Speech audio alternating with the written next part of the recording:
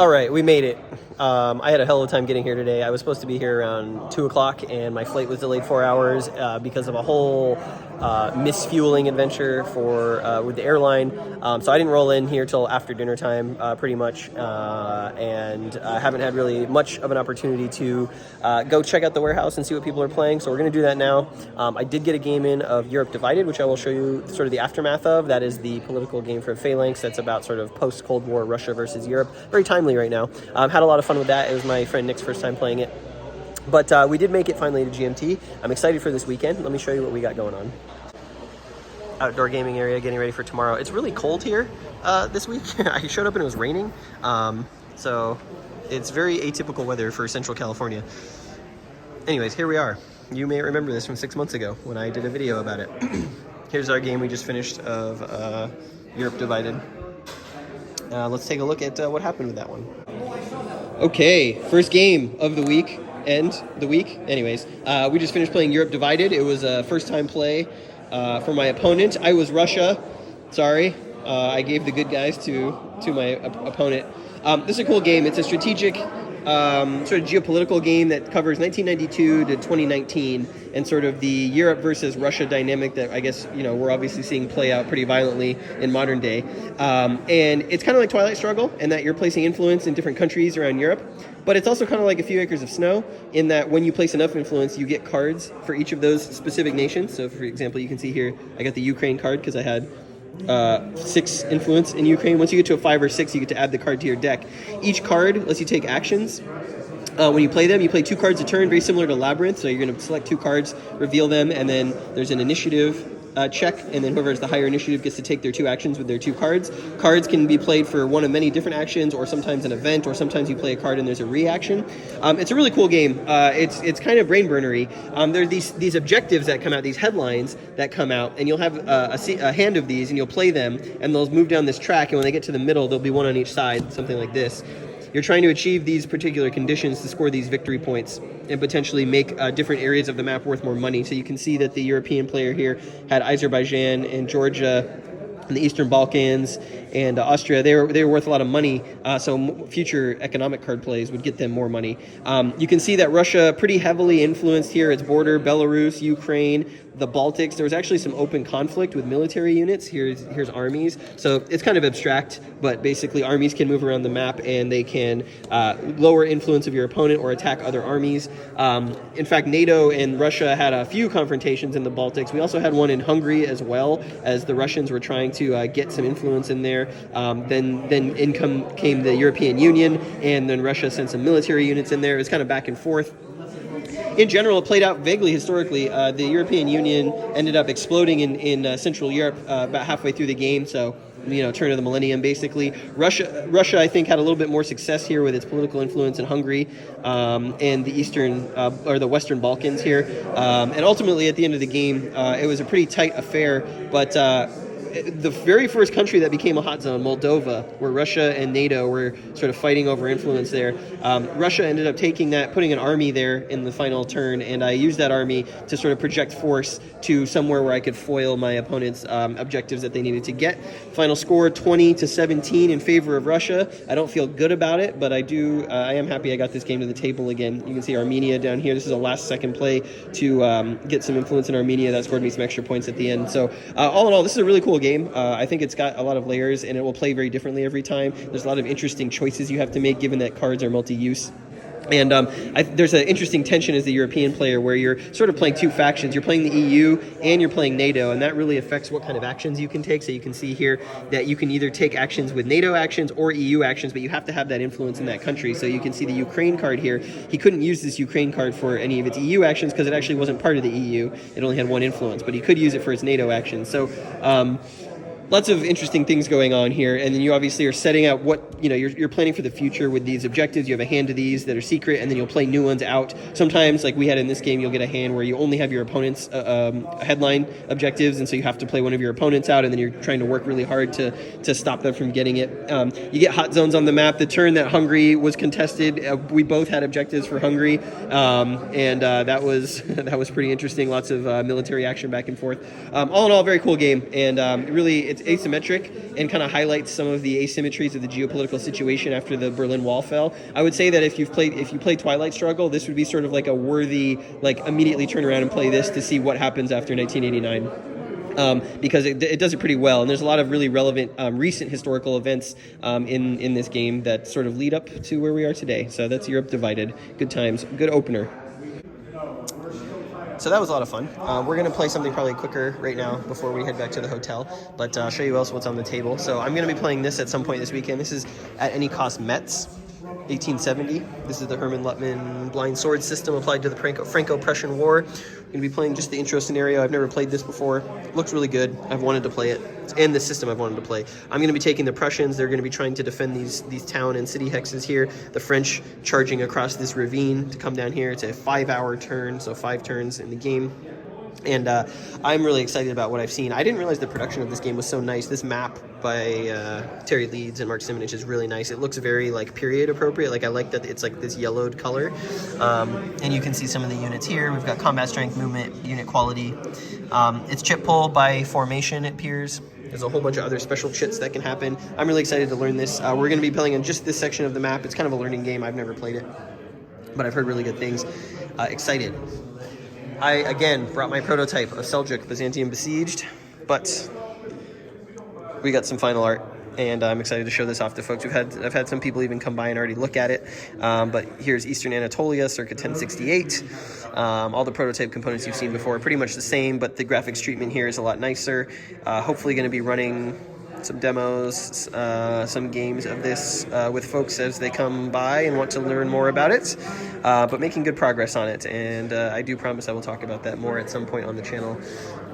What else we got going on tonight? It's the first night, not a lot of people here. There's been some games kind of coming and going. There were at some point 3 separate instances of Nevsky being played, so it's a big Levian campaign. It's the SD Hiscon crew over here. Hello, Bobby. Hello, Harold. How are you? Good to see you, dude. Yeah, you too. How are you doing? Dude. Just talking about Levian campaign. Are you setting up a scenario? So we're third 16-turn campaign. Third? Yeah. Oh my goodness. We're incredible. Oh my goodness. That's a lot of Nevsky. Yeah, well, we're working on a second scenario. we're working on a Okay. second So we scenario. have it set up for the run tomorrow. Okay, nice. Very cool. How are you liking it so far? It's awesome. A lot of choices. Yep. Yeah. Tough decisions. A lot of supply problems. Yes, yes. Oh, yeah, we love starvation. Uh-huh. That's the real enemy in this game. You know, the starvation. We love it. We love it. We also love the word loot. Uh-huh. I mean, it's one of our favorite words. Loot? And, yeah, and we disagree with a lot of the payment scenarios for our lords. Some of them are Yes. exorbitant, Yes. and their services are extraordinarily short. Let me just say something. They're not worth a damn. Uh-huh. So. And just like the Danes can randomly get sick and go away just permanently. A lot of unfair events. That seem to just not be right. We also love little shapes. We love the counters. We love working with these. We love the Lord's cards. I We feel haven't played with the advanced rules about, right? so that's where it gets real, I is the know. advanced rules. I love the advanced rules with Nevsky, and you're playing with hidden mats. That's when it gets real scary. Oh my God. Where you're Hidden like, mats and yeah. multiple. Oh my God. You go into battle and you're like, well, I could be throwing the game away right here. I have no idea what you've got and what's going to happen Oh out wow. of this. Yeah, exactly. And then all of a sudden, oh look, it's a lot to keep track of though in that advanced rule. But I think that will really Yeah. round out the game. It definitely makes it more tense. Well, I feel like there's a lot of Levian campaign energy. I was just saying there were 3 separate games of Nevsky happening today, which is crazy. That's right. So tell us the real skinny, since you're an insider here. Where are the hundreds of Almoravid boxes hidden? I was going to ask you the same question. Dude. I hear April is like sometime in late April is like when The GMT newsletter said at the warehouse. at the So I'm thinking, there's that giant stack of pallets back there, right? You've got the camera going. I think you should go open some of those Yeah, boxes. yeah. I would love to get tossed out my first night. I've been here 6 hours and I'm just booted. The other thing we considered, you got the snack bar. Let's just spend the night. Yeah. Camp out. Hide. We'd Bring- have to hide somewhere. Yeah, sleeping bag, like bivouac it. not to mention that probably here in this building, probably the greatest strategic minds on the West Coast. Yeah. All concentrated in one room. Yeah. We can figure out a way to get Almoravid. Yeah, for sure. It can't be that hard. Very cunning individuals. So it's got to be. All right, we got some Flashpoint South China Sea here. This is Harold's game. Thanks, dude. Looks really nice. I've been hearing a lot of good stuff about this one. Kind of a interesting looking South Pacific, South China Sea conflict game. I'm curious to try that this week. What else we got over here? We got some other prototypes. There's other folks with design stuff here. This is Decisive Action, Modern Tactical Combat in 2022. This looks interesting. It's looks like a card-driven modern combat game. Very cool. Salerno 43 setup. Oh, I played this a couple weeks ago. Just the initial 8-turn game. This is like they're playing the whole campaign. This is a really good game. I can't wait to play it again.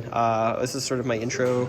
This and the Ukraine 43 were my intro into Mark Simonich's World War II series, and I really enjoyed Salerno. It's really fun. Can't wait to play the whole thing.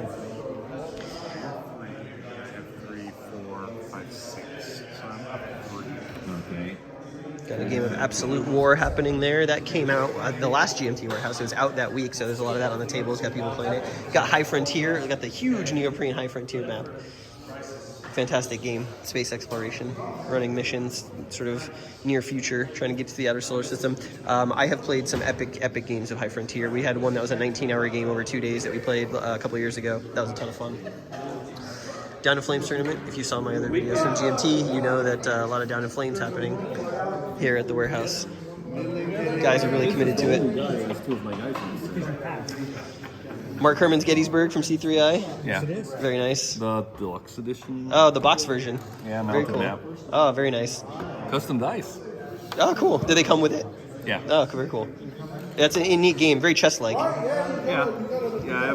Have you played the Waterloo follow-up? I played a couple turns of it. I actually really like it, but I haven't played the whole thing.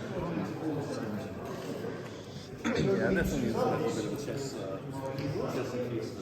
Atlantic Chase. Looks like someone is looking for... someone's teaching it here this week, Atlantic Chase. This is a really fun, interesting game. Quantum game states for naval trajectories. I have played a full campaign of this with my wargaming partner, and it was really epic. We went all 5 scenarios, and he ended up winning as the Germans, which was very unpredictable. I was playing the Allies. Did not expect that. Got Time of Crisis happening here. Time of Crisis. Yeah. I think we did it a little bit wrong earlier on the provinces because we probably should have paid 2 to take over the 1. Yeah. We made it a little bit easier. Yeah. But that's all right. It's the first time. We did it. We did it know right. if We we did did it it right right. because we always had a guy, which is a +1. Roman deck builder Oh, we did put a guy game. on Really mental interesting count. game. Really good for people who are not into war games It's a good to get them into history games. It's the king of the hill. It is a King of the Hill match. I had a game, the last time I played this, I successfully carved out a Pretender Empire here in Turkey and held it for most of the game, and on the final turn, I was going to win, and on the final turn, some guy did this like daring amphibious invasion of like Italia, basically, and he took Rome on the final turn, and then he got the bonus for having it for the most number of turns, and so he ended up beating me by 1 point at the end of the We game. haven't seen This is our first any. play. Yeah. This is our first Yeah. play. We've just We're just all- power hungry. First time at GMT. our Nice. first play. Well, you learn this game. You learn so much by playing it over and over. Like you play it first time, you're trying to figure it out. Second turn, you have a better idea of how to be good, and as you keep playing it, you start to get more efficient I with what just you're looked doing. at the games, you know, which ones that can finish in like 2 or 3 hours. Yeah. Before getting sucked into the, into a massive, Yeah. enormous Yep. war game. So It's a good one. It's a good yeah, opener. this one's a good one. Yeah. Solid. I like quick ones. And it's quick to learn. Yeah. It's really not that much to it. And people who are familiar with non-war games like can play easily because it's basically Dominion and Ancient Rome, essentially. You know what I mean? Yeah, you don't have to deal with. It's a lot like Concordia. A little Yeah. bit with the Yeah. cards. A little bit. Sometimes the hexes are a little bit too much. You know, there's too many of them. Sometimes. You need to just have that mindset and not be tired after a 3-hour drive from Los Angeles, you know. Okay. Here in the back room, we got some really interesting stuff happening.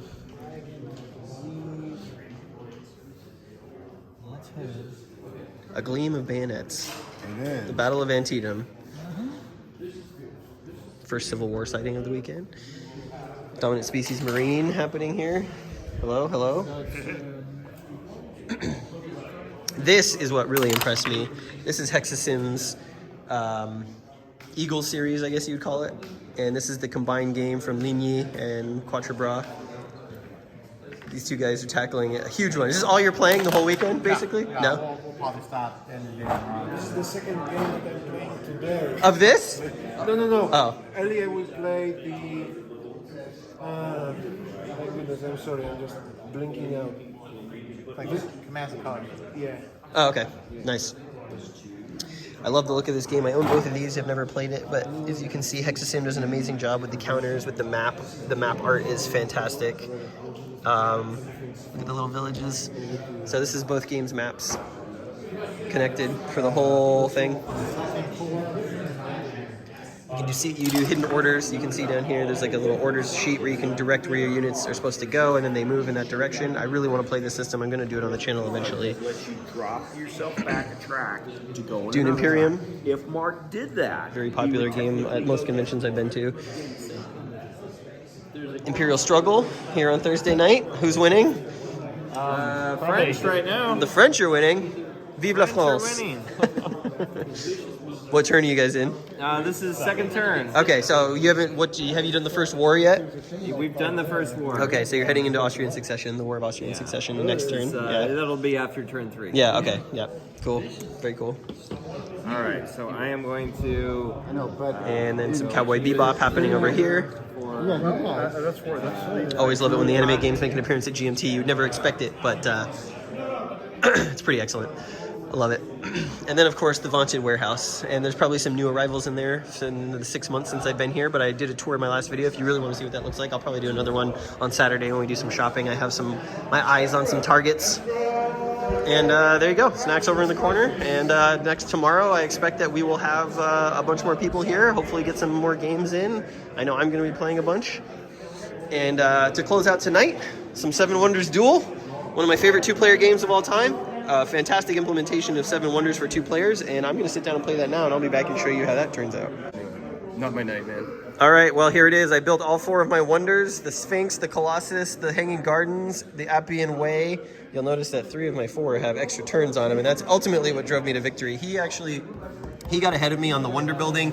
He was dominating the economy in general, he was dominating the economy. I decided very early I was going to go full military. I managed to get lucky and get into a position where I had both of the mortar and pestle techs, and strategy was in the game. This adds 1 military to every military guard you buy. And so it was just a constant, relentless march up this track. You can see he tried to combat me here, and we were going back and forth, but the way the cards played out, it put me in a situation where there were like either 2 military cards available, or a military card would flip up when he would take something, and he was forced to take something to reveal something new, and so I won with the military victory there. But he was scaring me with this tech. He had, how many symbols there? 1, 2, 3, 4, 5, no, 4 symbols. And in the final flop, the last 2 cards of the game were symbols that he needed, it looks like, to win it, which was, I guess, just lucky on my part that I managed to snag it. It was really tense. 7 Wonders Duel is such a great 2-player game, such a great drafting game. So, yeah, that's gonna bring us to a close here on night 1, and we'll come back this weekend and play a whole bunch more stuff.